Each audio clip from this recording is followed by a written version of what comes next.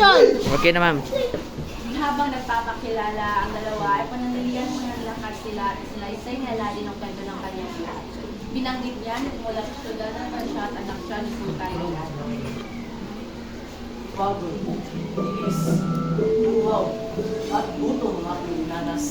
Napakalupit at pagkala ng magda sa akin. Ako ay nagpapasyonan ng presyo. Ako nga pala sa layo. Anak ni isang bumugaw ng Yes, ma'am. Nakakakita ko kilala. Ako nga para si Durante, anak ni Duque Rizio at Prinsesa Teresa. Kaya mula nga pala ako sa Almanya. Maaari mo tayo mo po ang kaibigan.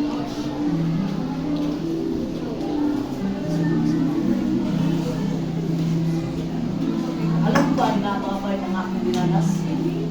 Napakalupot ko lamang sapagkat ang sariling anak ko ay pinagkakait sa amin ng bigyan kami ng magbasay at mapayamang bumuhay kasama sa Florida. Ang nais ko lang naman ay mapayamang kaming mamuhay. Ngunit kahit simple lang ang hiningi. Ayun pa ang pinagkakait sa akin ng aking ama. Gayon pa may hindi niya natuloy ang pagpapantol dahil sa bigati at tungkot na nagdarama. Nak maalala naman niya muli na ang kanyang kasintahan si Clarita ay ang kanyang anak. Napakandamot at naghala sa akin.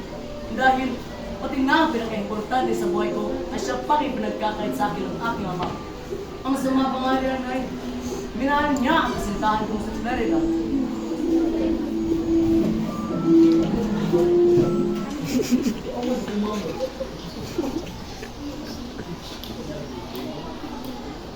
Guys, kung nagala ayun na naman ang kaibigan. Ngunit kung ikaw ay labis na nasasaktan, maaari ko nang itigil at pagsasalitan sa mga kapatid ng buwan.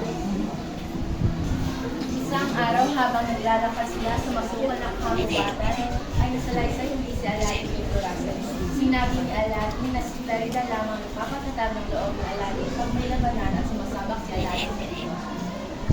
Kaibigan, alam mo ba na sa tuwing nasa peligro ang buhay ko at sa tuwing sumasabak sa tigmaan o labanan, at si Florida lamang nagpapatagay sa akin.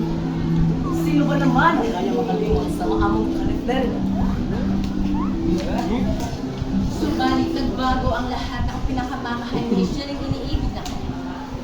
Ngunit, ang masaklap nangyayari sa buhay ko ay kung sino pang iniibig at sinisinda ko ay siya rin kinakubalikan ng aking ama.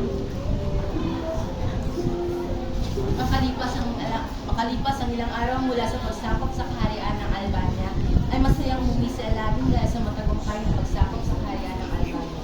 Sa hindi inaasahan, bigla siyang hinuli ng mga mora at pinatawagan ng mga kanyang ama. Dahil sa bintang na inuwan niya, ay hindi pa inuutos ng kanyang ama.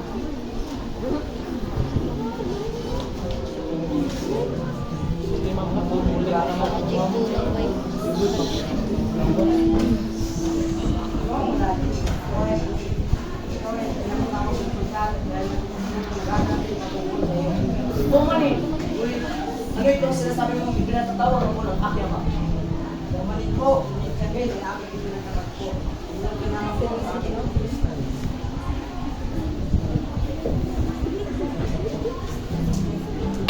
Aladdin! Ano ito narinig ko? Balitaan mo, iniwan mo raw ang mundo natin sa kalagitnaan ng ligmaan. Isang kalapastangan ang iyong ginawa. Isang kang may responsable sa ating mundo. O manin naman, kung mga napatid ko ay hindi mo totoo. Kahit kailan ay hindi ko pinabayaan ang ating mundo sa kaligitnaan ng ligmaan. Sa tunay pa kaya na tayo, sinunod ko ang yung bilo na tungkol sa akin. At paano mo naman ako mapaniwala sa sinasabi mo, Aladdin? Mga kawal, huliin siya, Tikulong.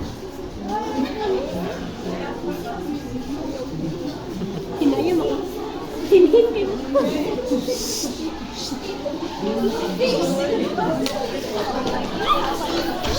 Uy, dili mo.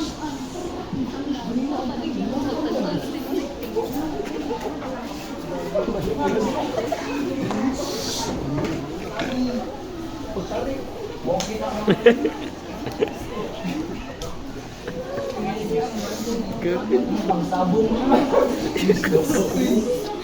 Pinagbintangan si Aladdin na iniwan na ang kanyang hukbo na hindi pa inagalis ng kanyang ama. Nang mabalita ang mabawing parate ang kaharian ay nagulat siyang mapumunta ng ito. Pagsapit ng karitungan bago ang araw ng pagtungkol kay Aladdin, ay kinausap siya ng isang general at sinabi niya siyang tumakas muna bago ang araw ng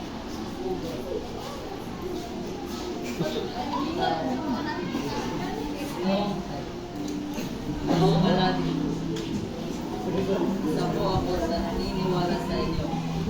Hindi ako naniniwala sa iwan mo lang ang bukto namin. Kaya ako lang kita makatakas. Kaya hindi kaya kitang na ito sa inyo.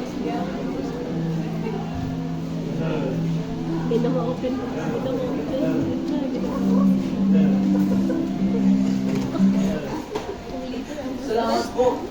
Guys, sa pagmanahon ng pag-ibira at pinatid, ay may naniniwala kayo sa akin. Kaya niyo po, pag nasolusyonan ko itong problema ito, ay gagawin niyo pala kita, General. Labang ba sa kalooban ni Aladdin na iwan ang kanyang kaharian, ngunit wala siya nagawa pang isa ni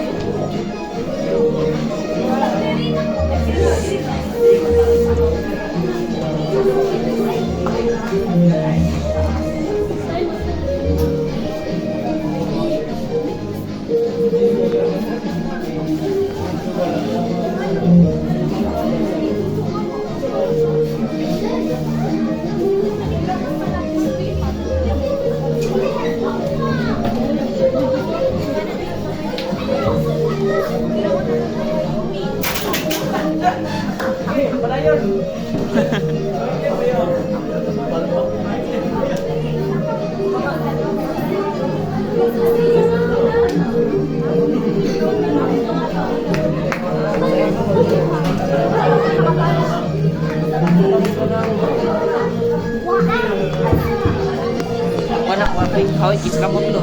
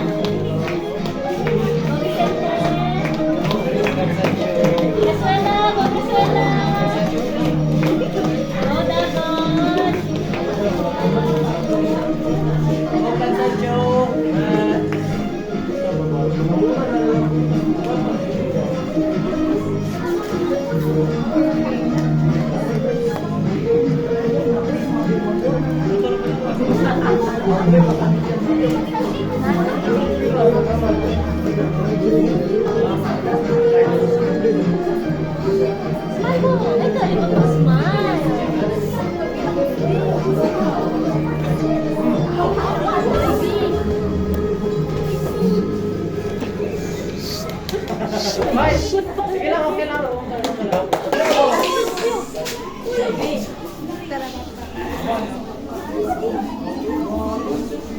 Anim na taon nang gumagala sa katibaw ng sina Dorada at Aladdin. Nang minsan nakarinig sila ng dalawang babae nag-uusap at ng aming kabalitaan na ang aming bisitahay, tinatakdang magbubutan ng ulo.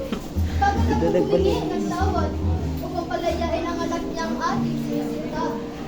At ang sagot niya ay, kailangan kong tanggapin ang kanyang pagsinta.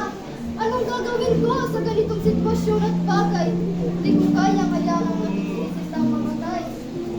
Kaya, mabayan na ako upang siya ay mabuhay. Pinakawala naman agad ito, ngunit subalit ng gabi din yun ay nagbalat kayo sa Clarina bilang isang moto.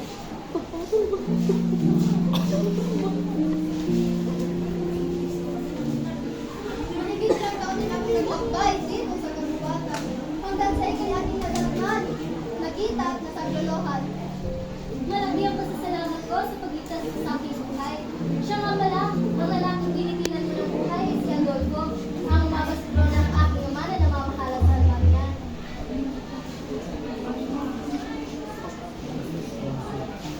Isinalaysay ni Laura na sa Adolfo rin ang mundo sa tubukan ng hari at mga kapitito. Pinadalhan ni Laura ng minsan ang kanyang kakitaan sa Durante upang ipabati ang kaganapan sa Albania. Subalit isang mali at huwag na liham matanggap at nabasa ng pinakamamahal niya. Subalit sa ngalan ng ama ni Laura na si Haring Lanseo ay sinabihan niyang umuwi si Florante ng mag-isa sa Albania. Umuwi naman si Florante, ngunit kung gabi din yun ay hindi na siya nakabalik dahilan upang makuwasan nila Adolfo.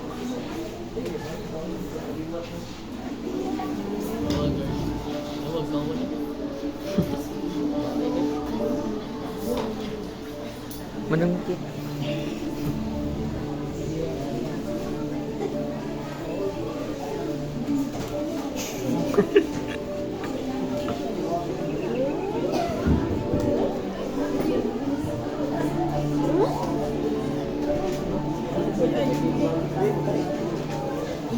Bigla nagtaka si Florante nung nagsida tingnan ng mga kawan ng Albania. Bago pa man magsalita si Florante, sinimula na siyang dakpin ng mga kawan ng Adolfo. Sinubukan namang lubaban ni Florante, ngunit hindi siya nakalaban dahil sa mga kanang kamay ni Adolfo.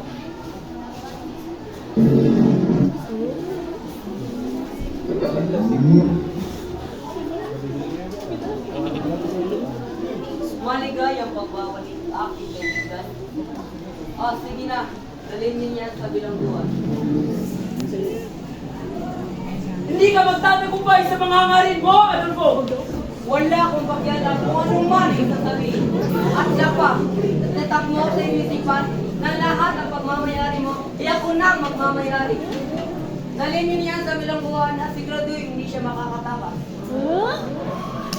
Bumalik si Adolfo sa kanyang pinagkakayuan at hindi niya dapat papalayo si Adolfo.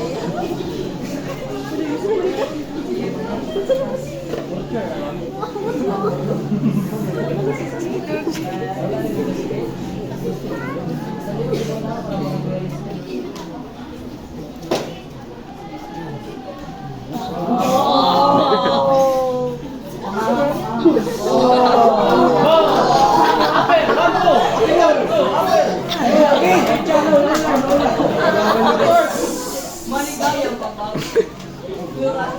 Kamusta ka naman? Napakasama mo talaga, Adolfo! Mas masahag ka pa sa hayop! Sa oras na ako'y makalaya dito, sisigredo mong kikintilan kita ng buhay! Asan si Laura?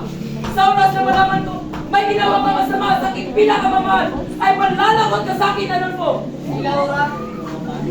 Sigurado ako na nagugulma si Laura. Lalaki ang lalapit ang Aman ka, Adolfo! Akin lang si Laura! Akin lang! manahimik ka!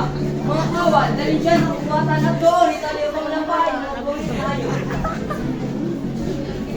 Si Florante naman hindi tumigil sa pagsigaw at pagpapay. Nakalikot sa nilang buwan na sinunod ni Adolfo at Laura ang nalalapit sa magpapakasal na yun.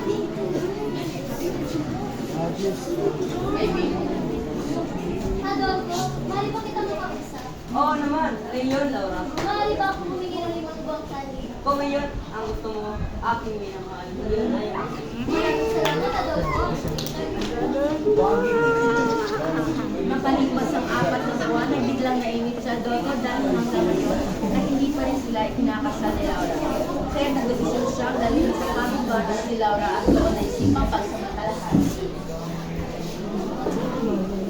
Halika, sumama ka sa akin, Laura. Adolfo, saan tayo papatungo?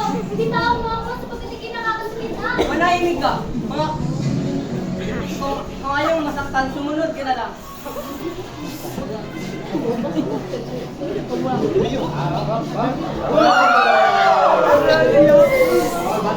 Binigyan ng kita ng isang buwang galing para makapag-ibig. Ngunit kung hindi ka rin ang matangko sa Kahit sa atin, hindi ako makakalit sa akin. Oh yeah! Kasi wala mo ako.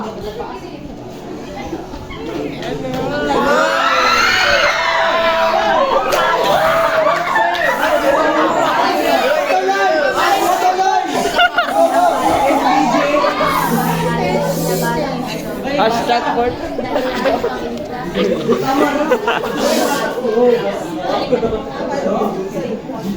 Hoy! Ay, ganda.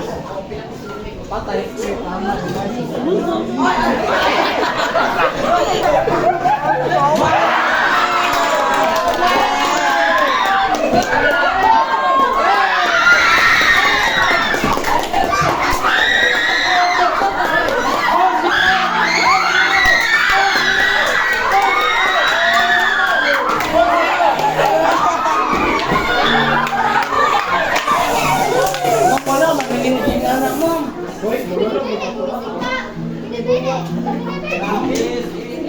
Hanggang sa tuluyan na lang nagising ang lalaki. Hoy, padayag!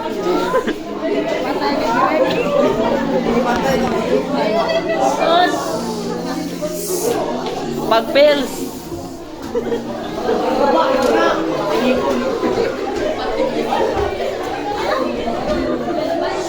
Kamusta ang iyong kalagayan? Mabuti yan.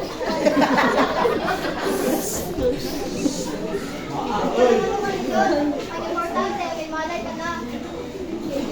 Pagkatapos ng pagkwento at pagsasalaysay ni Laura sa mga pangyayari ay agad na napakilala si Laura.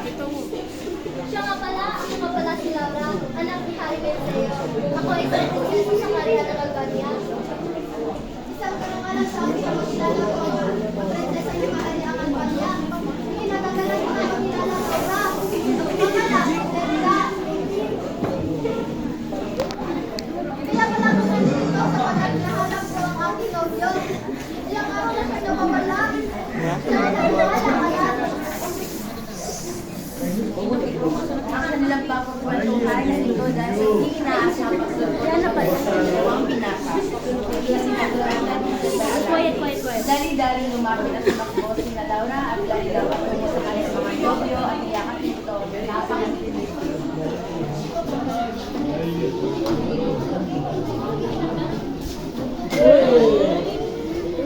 O aking hirog, labis sa kinalungkot, kinikilumisan at mabilis ng tao sa palayo.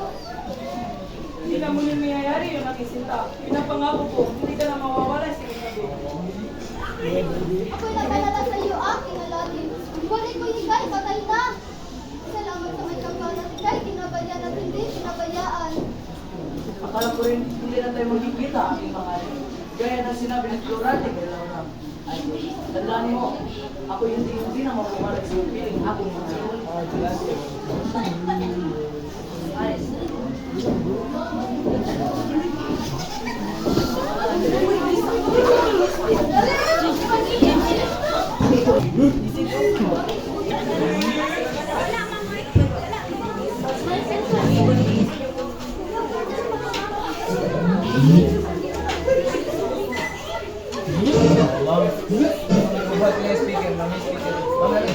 Bye.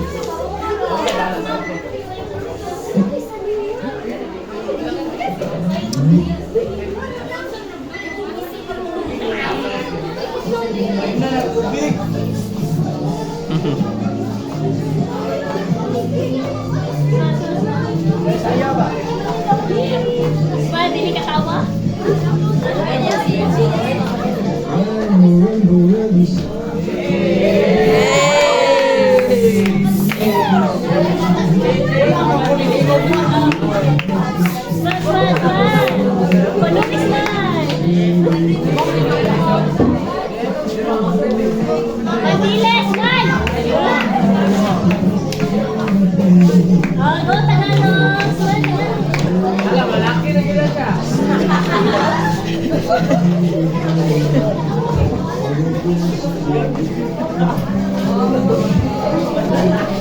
Go, De La Serna!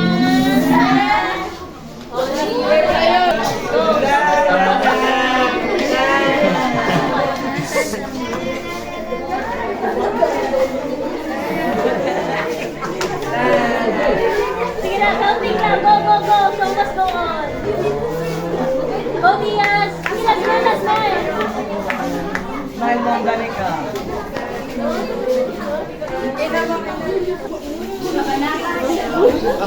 Habang nagpapagawa ng mga mag-traffic na kami nagpapulong sa pagkakabalaran, na ang pakay ay si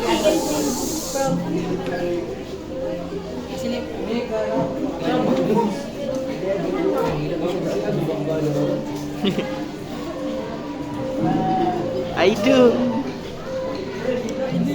I do.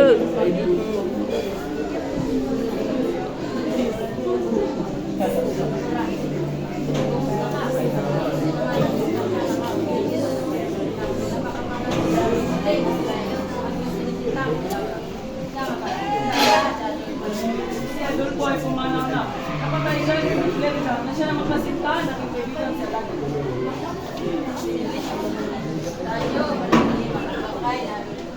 Iwan namin ang mga kailangan ko. Matan. Mga kawal, nandiyan yan. Ang inyong sarili. Dahil tayo ay magulong upang hanapin ang nawawalang bangkay na Adolfo. Nagsibalik patungo sa Albania ang buong mundo, pati na rin ang taong bayan at sinaturata ang kala. Hindi nagtagal ay sa kalaunin nila sa dibdib at kinasal sa naturata ang kala. Sila na rin ang bagong nanukulan at mabuhay sa bayan ng Albania. Dahil sa magandang pamamalakan ng pinuno ng naturata ang kala, ay lumaganap yung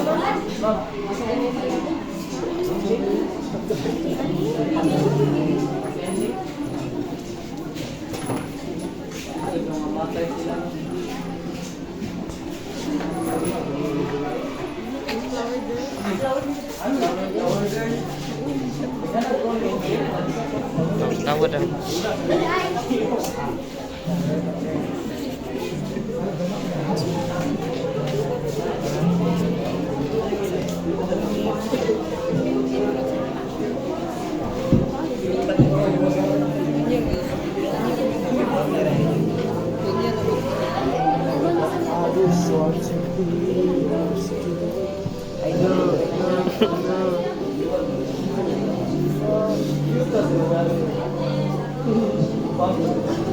Ikinatutuwa ko ng sa iyo lahat. Naganap na ikinasal sina Franti at Laura.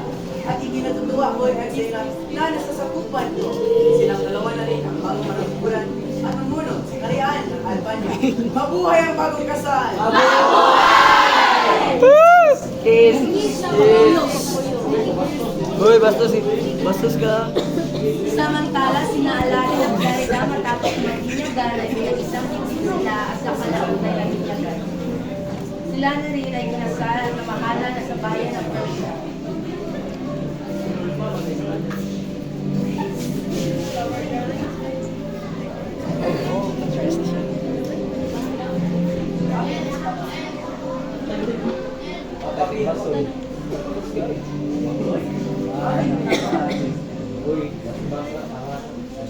Binasbasbasan namin yung dalawa bilang ganap na isang maging Kristiyano.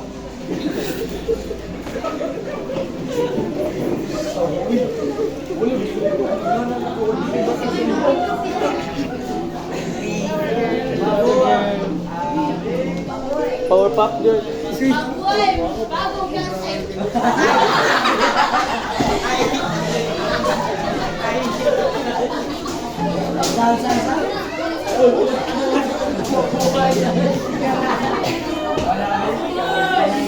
Quiet, quiet.